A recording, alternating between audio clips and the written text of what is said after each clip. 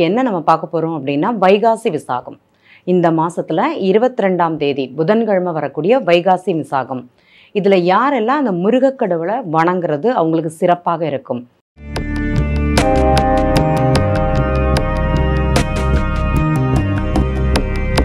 வணக்கம். அக்ஷய லக்ன பத்ததி ஜோதிடர் ஸ்ரீ குரு உமாவெங்கட். எல்லாருமே பொதுவாக எல்லா கடவுளுமே கும்பிடுவாங்க. ஆனால் எந்தெந்த லக்னக்காரங்க முருகன் வழிபாடு அதுவும் சிறப்பான இந்த வைகாசி விசாகத்தன்று வழிபாடு பண்ணாங்கன்னா அவங்களுடைய நினைத்த காரியங்கள் நிறைவேறும். இப்போ முருகன் அன்னைக்கு பிறந்த தினம் அப்படிங்கிறது சொல்லலாம். விசாக நட்சத்திரம் ரொம்ப ரொம்ப சிறப்பு முருகனுக்கு.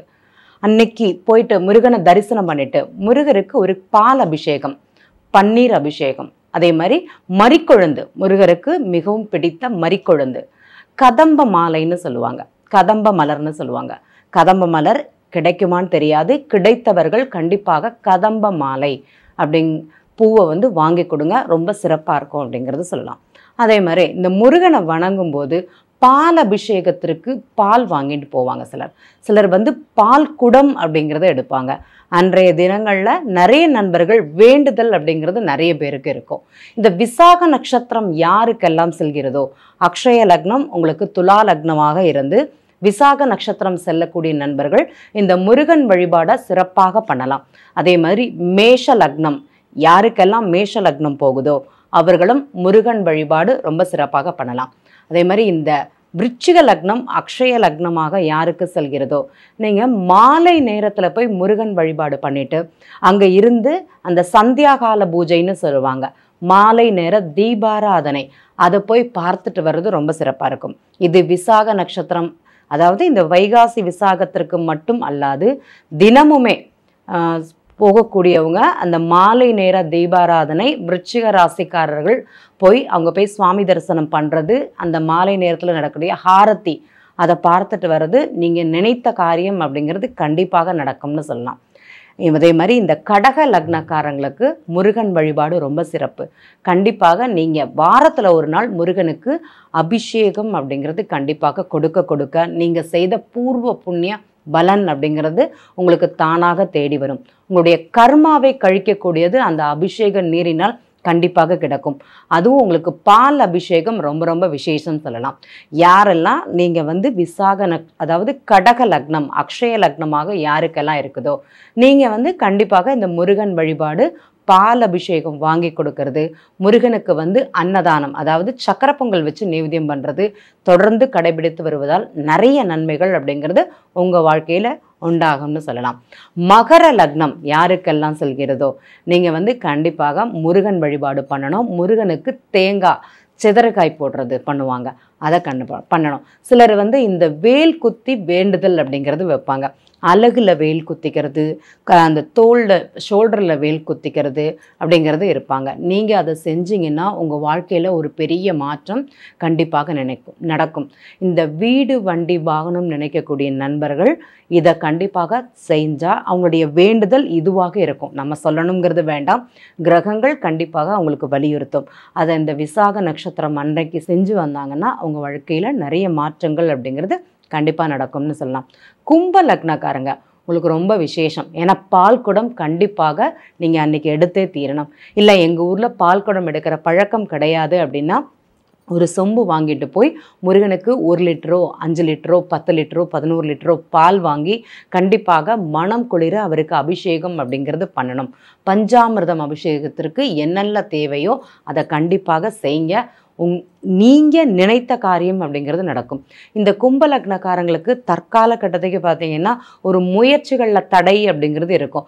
வருமானம் சார்ந்ததாக இருக்கும், மனம் சார்ந்ததாக இருக்கும். இந்த குழந்தைகள் சார்ந்த முயற்சிகள் தடை யாருக்கெல்லாம் இருக்குதோ கண்டிப்பாக நீங்கள் இந்த பால் குடம் எடுக்கிறது ரொம்ப ரொம்ப விசேஷம்னு சொல்லலாம். இந்த விசாக நட்சத்திரத்தை அன்னைக்கு வரக்கூடியவங்க நிறைய நண்பர்கள் முருகன் வழிபாடு அப்படிங்கிறது பண்ணிட்டு வராங்க. குழந்தை பிறப்பிற்கு எப்போதுமே சஷ்டி விரதம் அப்படிங்கிறது ரொம்ப ரொம்ப விசேஷம். அதாவது தீபாவளிக்கு அடுத்து வரக்கூடிய சஷ்டி தினங்களில் தொடர்ந்து விரதம் எடுக்கக்கூடிய நண்பர்களுக்கு குழந்தை பாக்கியம் அப்படிங்கிறது தானாகவே கிடைக்கும். சட்டியில் இருந்தால் தான் அகப்பையில் வரும்னு சொல்லுவாங்க. சஷ்டியில் விரதம் இருக்கும்போது அகப்பையான கருப்பையில் அப்படிங்கிறது அந்த கரு உருவாகும் தன்மை அப்படிங்கிறது பெண்களுக்கே உரித்தானது.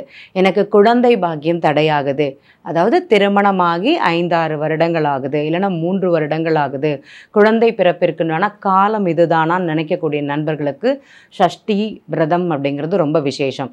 அதே மாதிரி உங்களுக்கு நினைத்த காரியத்தை, நான் வெளிநாட்டுக்கு வேலைக்கு போகணும், என் மகன் வெளிநாட்டில் படிக்கக்கூடிய ஒரு யோகம் இருக்குதா அப்படின்னு நினைக்கிறவங்க கண்டிப்பாக முருகன் வழிபாடு, அதுவும் இந்த மலை மேல் இருக்கக்கூடிய முருகன். சிலர் இந்த திருத்தணி முருகனை போய் தரிசனம் அப்படிங்கிறது பண்ணுவாங்க.